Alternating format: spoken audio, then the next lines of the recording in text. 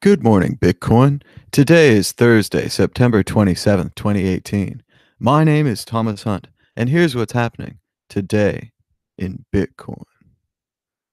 The price of Bitcoin was up 0.2% in the last 24 hours, with a last of 6,477, a high of 6,546, and a low of 6,438. That's $1 for 15,452 Satoshis, just on the other side of the 15,000 Satoshi barrier.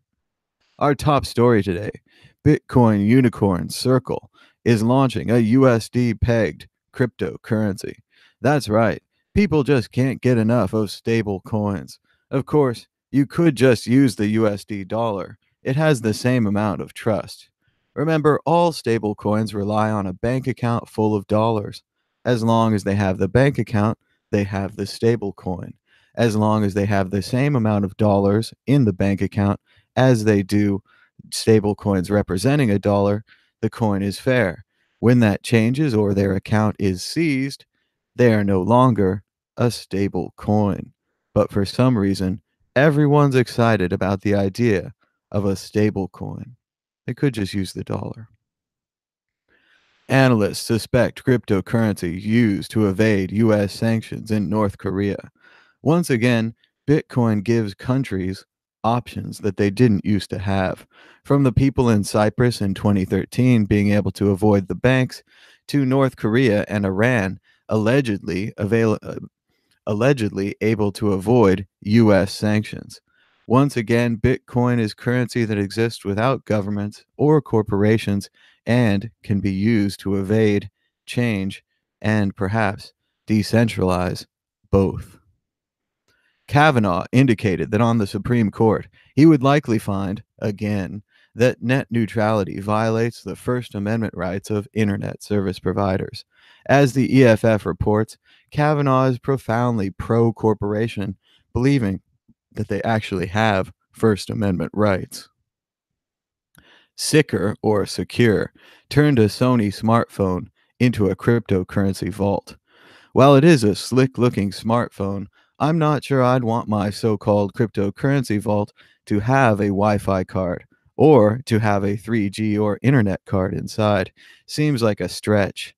However, Sicker says they have a secure, crypto oriented smartphone and they've tested it by hackers. I just don't know about including those additional connection options. It seems like every time you turn on your smartphone slash secure wallet, you're also turning on some great ways to hack it. Might be better off without those options, or like the Purism phone or laptop, where you can have a hardware switch to turn off those, where the electrons would actually have to jump the bridge to get across, not just a software or a soft switch. This startup that offers to inject young people or to inject people with young blood is opening its first clinic. The study data hasn't been made public, but studies with rats have shown that in injecting people with younger blood is improving their vitals and so on and so forth, saying that people that were infected with the younger blood had significant benefits to their customers, with more than 150 participating in the trial, tested for a handful of biomarkers or measurable biological substances and processes that are thought to provide a snapshot of health and disease. They believe the trial is safe. However, there is a difference between test rats and human beings. This idea and story was also covered in the TV show Silicon Valley, where many of the rich startup founders were injecting themselves with young blood, even going so far as to use blood boys. Very interesting to see this idea going mainstream. Vampires? Maybe. Bitmain, speaking of vampires, just officially filed for an IPO, filing in the District of Hong Kong. A multi-billion dollar public fundraising campaign has been started by Bitmain. The firm raised a revenue of $2,500,000,000 in 2017, a major increase from the previous revenue of 2016. The stats on Bitmain in detail available from CoinDesk.com show many charts and graphs with incredible revenue growth, fantastic pre-tax profits, although stalling a little bit, making about the same in 2018. However, the figures are only through June 30th, so it is likely that perhaps this number would double if their profits continue on the same scale this year, doubling from $897 million last year to $907 million for the half of this year, a possible $1.8 billion if the numbers continue as they have in the past. The revenue breakdown for Bitmain has changed substantially since 2015, as in 2015, $27.9 million of their $127 or so million came from proprietary mining. The amount of proprietary mining, which grew in 2016, fell sharply in 2017 and even more sharply in 2018 as the company continued to rely on mining hardware and not necessarily mining Bitcoin. Bitmain's costs continue to rise, but this is natural as they continue to produce more and more miners. Their assets, they continue to hold more and more tokens, more and more cryptocurrency, and as we know from the last filing, they sold 50,000 Bitcoin for 1 million Bitcoin Cash. The announcement of the IPO has likely caused the price of Bitcoin Cash to surge 20% as traders will be traders. Galaxy Digital's Novogratz. Bitcoin is literally digital gold. Bull run likely. As Mike Novogratz said on CNN's Money Markets Now, Bitcoin doesn't even need a use case to be valuable. It's become a digital store of value. It is the first asset that people are now vesting with store of value, and that alone is a significant thing, as within 10 years, somebody, aka Satoshi Nakamoto, created this idea that now has $120 billion worth of value tied up in it. And of course, we've been telling you this since 2013. And we had a poll on the Mad Bitcoin's Twitter account. Thanks to everyone who voted. We asked you, which new Bitcoin foundation is your favorite? The No Foundation won with 37% of the vote, followed by the BS Foundation with 29%, and the new B Foundation with 25%.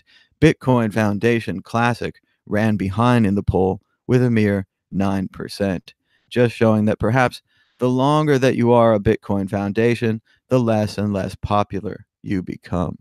Maybe a lesson in there. Shout out to Graham Moore at More Grams, who's created a great looking children book for kids called B is for Bitcoin. And I especially want to recognize Mr.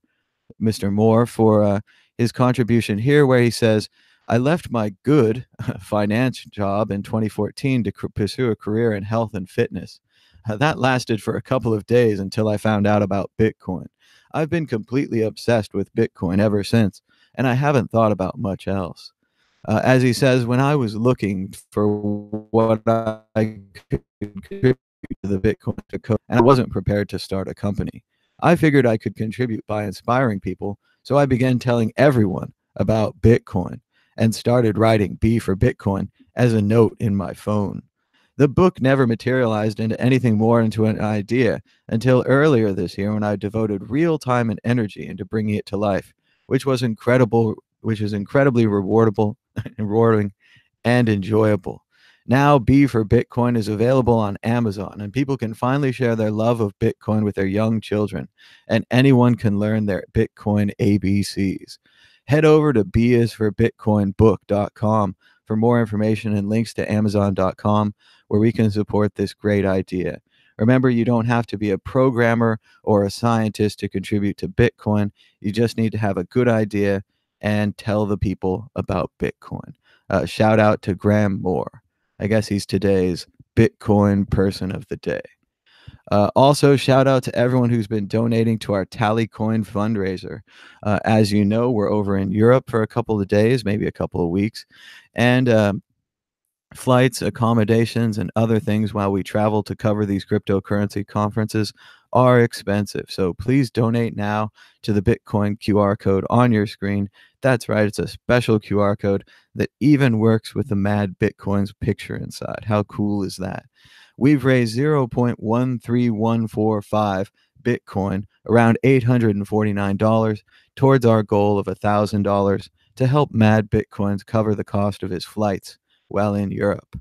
I can tell you that so far it was about 500 to get over here, 300 to get there and back from the Riga conference, and it's going to be around, I think it was it's around 80 pounds to fly to Prague, so on and so forth. As you can see, the cost of these flights does add up, and we really appreciate your Bitcoin donations.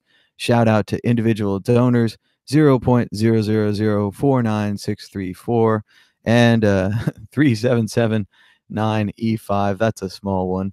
0.0002857, 0.00135589, and so on and so forth. Thank you so much for donating on Tallycoin and supporting our fundraiser.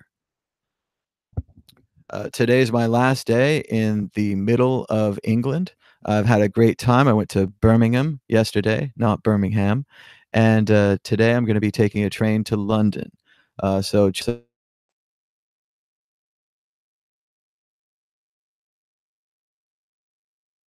and the crazy settings of this web.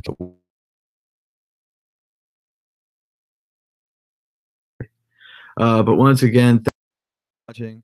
We'll be back hopefully tomorrow with another episode.